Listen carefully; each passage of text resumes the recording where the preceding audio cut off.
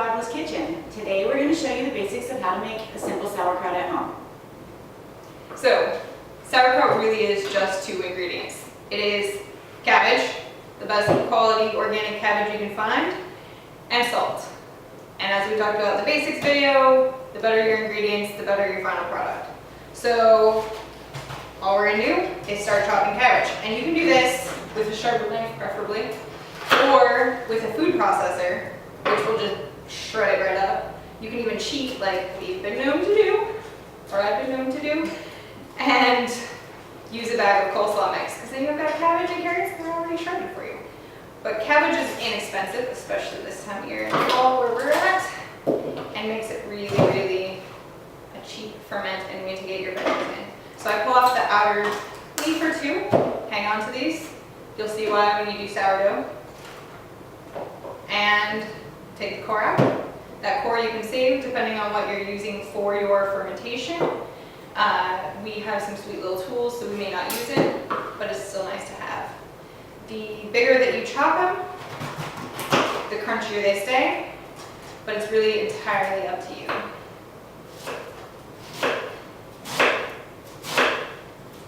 If you've never made sauerkraut at home before, I don't want you to judge before you try it, because I was one of those people that didn't like sauerkraut. I didn't think I would ever like sauerkraut. This has a different taste than the sauerkraut that you're going to buy in the store. So don't be fooled. Don't think you don't like sauerkraut. You'll like it.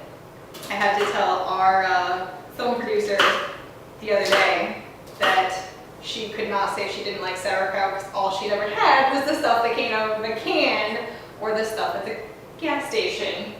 Yes, sauerkraut. It goes on top of the hot dogs, yeah. So, once we've got some of this chopped up, I'm trying to make some kind of more bite-sized pieces, but there's really, really no wrong answer. We're gonna put it in a bowl. This is tough. Also, I get to throw cabbage, which is tough. And I'm gonna keep chopping while you show what goes from there.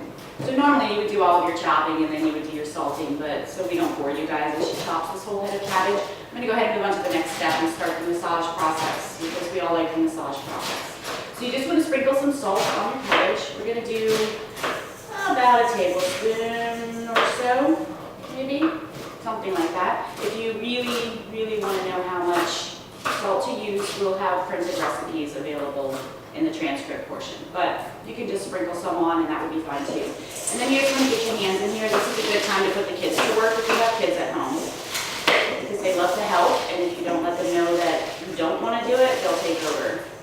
But you're just going to get in here and you're just going to squeeze the cabbage. There's also squeeze it.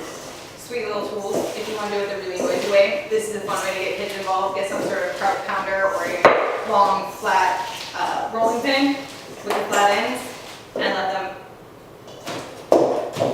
Pound away. The other fun way to do it, especially if you're doing bigger batches, is if you have littler kids, wash their feet and let them stomp it like they did wine grapes. They love it. It's so much fun to get their little toes in there and smush it all up. You need a really big bowl for that though. Now you got a 5-gallon bucket, you're right. Bigger than a bowl.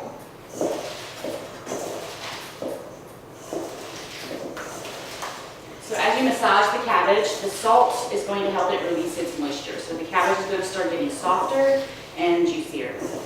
And if you've watched the lacto fermentation basics videos, you know that usually you use a brine for a lacto ferment. So you go mix your water and your salt together. Because the cabbage tends to have more water in it, we release the water that's in the cabbage first and then only finish with extra water if we need it. And different times of year and different types of cabbage will have different results. So this is a solid head of purple cabbage, and it's going to not quite necessarily be as juicy as maybe if you were using bok choy or some of the others that you see a lot in kimchi, some of the Napa cabbage, but this will stay crunchier longer than some of those will. Yeah, that's the fun part. So after about 15 to 20 minutes of pounding, you'll probably have as much as you're going to get out of it. We're not going to go quite that long, but you'll still see the fun. And with the purple cabbage, it will make a really beautiful, bright pink in your sauerkraut or kimchi. Stay tuned for that video. And it just makes it really fun to work with. But any of them will work. A little bit of juice in here so we can pour it, but it's taking a minute.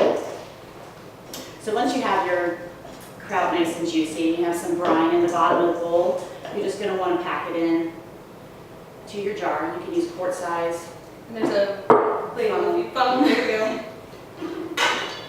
Not necessary, just a helpful tool if you have it.